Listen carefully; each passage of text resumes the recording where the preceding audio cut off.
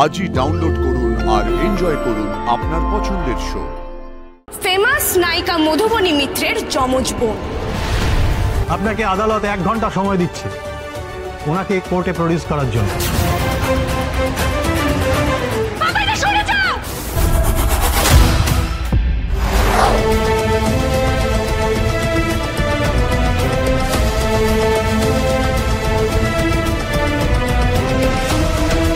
Hello, হ্যাঁ যে আমাদের প্ল্যান একদম প্রপার যাচ্ছে।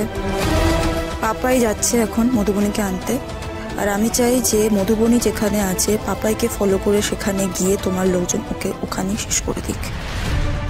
মধুবনী, তুমি মাথা ঠান্ডা করে ভাবো। এর আগে ওরা কিন্তু আমাদের সমস্ত প্ল্যান অনেক আগে থেকে ধরে ফেলেছে। কেন জানি না, আমার মনে হচ্ছে ও এত কাঁচা কাজ করতে পারে না। আমরা ফলো করে গেলেই তোমার বোনকে খুঁজে পেয়ে যাবো, এটাও নিশ্চয়ই আগের থেকে আন্দাজ করতে পারে।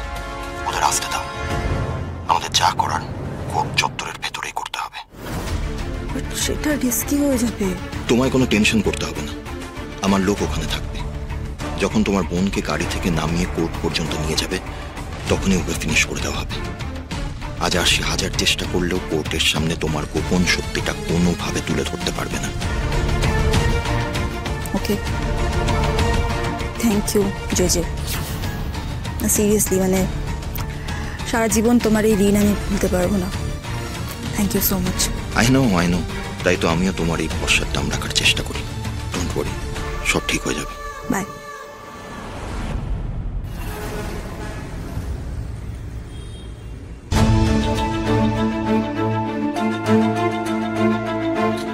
পাপা এটা এখনো আসছে না কেন কে জানে।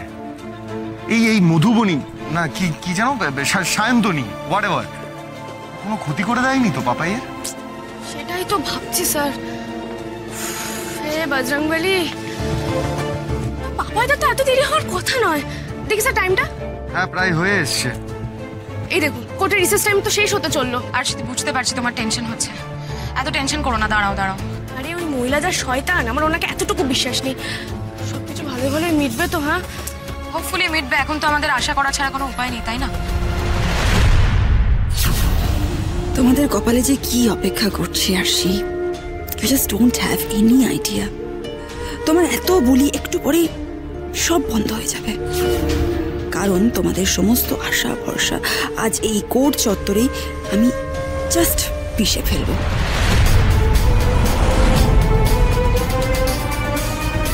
ওই তো গাড়ি।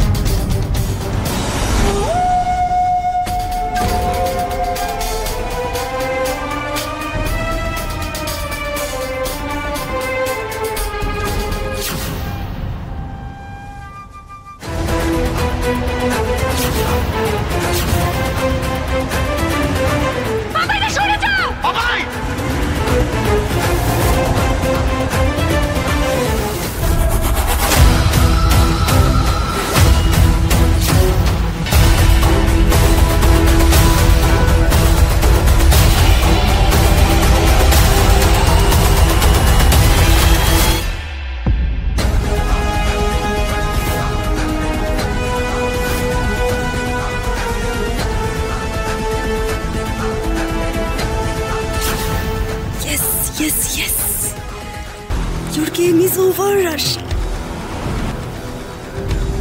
তোমার সব চেষ্টায় জল ঢেলে দিলাম আমি। সরি মধুবনী, আমি কিন্তু তোকে বাঁচিয়ে রাখতে চেয়েছিলাম, দেখ। কিন্তু তুই আশির সাথে হাত মিলিয়ে নিজের মৃত্যু নিজেই ডেকে নিয়ে আসলি। কি করবো বল আরশি? এবার দেখি তুমি কি করে নিজেকে আর সাক্ষ্যকে বাঁচাও।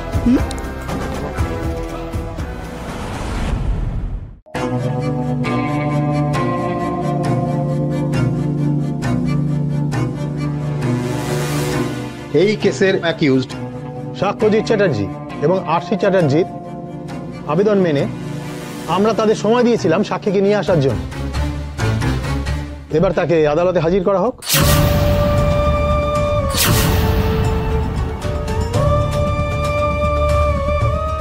কি হলো আরশি দেবী, কোথায় আপনার সাক্ষী?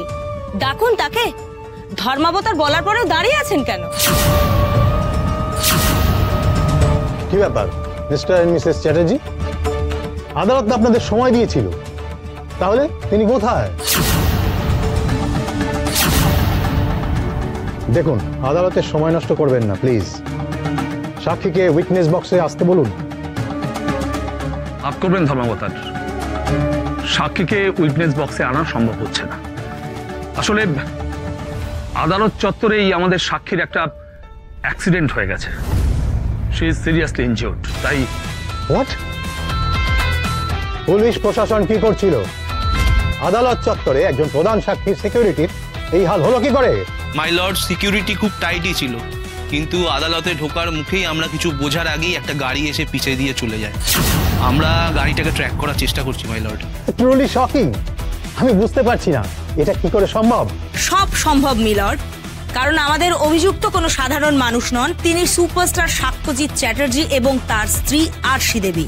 একে তো সাক্ষ্যজিৎ বাবু আমার মক্কেল মধুবনী মিত্রর সাথে প্রেমে প্রতারণা করেছেন, তারপরেও আমার মক্কেল যখন তার অধিকার চাইতে বদ্ধপরিকর, তখন তিনি তাকে হেকেল করবেন বলে তার বোনকে কিডন্যাপ করে নেন। সেই কিডন্যাপিং চার্জ থেকে বাঁচতে আদালতে দাঁড়িয়ে মন গড়া গল্প ফাঁদেন। এবারে আদালতকে বোকা বানানোর জন্য সাক্ষীকে আদালতে নিয়ে এসে নিজেকে নির্দোষ প্রমাণ করার জন্য আদালতকে প্রস্তাবনাও দেন। এবারে যে সাক্ষী আদালতে এলে তাদের সমস্ত কুকীর্তি আদালতের সামনে প্রকাশিত হয়ে যাবে, তাহলে সেই সাক্ষীকে কি আদৌ আদালতে আনবেন? নিশ্চয়ই না। তাই ইচ্ছে করে একটা অ্যাক্সিডেন্ট দেখিয়ে সরিয়ে দিলেন প্রধান সাক্ষীকে। ওহো, অসাধারণ অসাধারণ, দারুণ প্লেস করেছেন কেসটাকে। তাহলে এবারে তোমার সব জারিজুরি শেষ আরশি, আর কোনোভাবেই তুমি বাঁচতে পারবে না। ধর্মাবতার এই নামী লোকের মুখোশের আড়ালে থাকা সাক্ষ্যজিৎ চ্যাটার্জি এবং তার স্ত্রী আরশি দেবীকে কঠিন থেকে কঠিনতর শাস্তি দেওয়ার আর্জি জানাচ্ছি আমি। ওনারা কিডন্যাপার।